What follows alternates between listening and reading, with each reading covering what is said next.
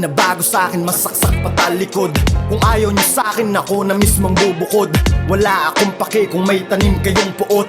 Halik ni Judas, tinutorid ko yan ang lugod. Hindi ko pinangarap ngunit dumadami aking kaaway. Sumasaludo sa'kin at mga kumakaway.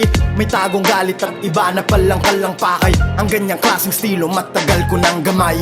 Aalalay sa'kin, sarili kong balikat. Sa mga tunay, ganti ko sa inyo'y pasasalamat. Salamat sa pagtulak, mas lalong magsisikap. Huwag sanang manaksak pag sa inyo ako'y yumakap. Sa gantong klaseng pamumuhay ang matay na sanay. Kaya wala nang bago, di na rin nakakagulat. At dahil dyan, napilitan maglabas ng sungay. Sadyang maraming ahas pag tumapak ka sa gubat. Sarili kong balikat lang. Sarili kong balikat lang. Sarili kong balikat lang. Sarili kong balikat lang.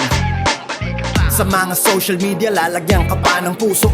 Yung pala ubod na ng inggit kanyang bungo. Di ka nakilala pagkatapos kanyang pakinabangan. Tipikong ugali ng Pinoy na toxic at mangmang. Bobo at hangal, mga yan literal.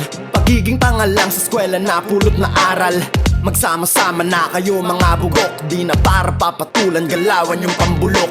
Ayoko makisama kung sa tulad nyo lang din.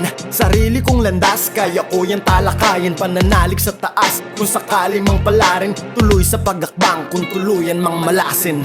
Sarili kong balikat lang. Sarili kong balikat lang.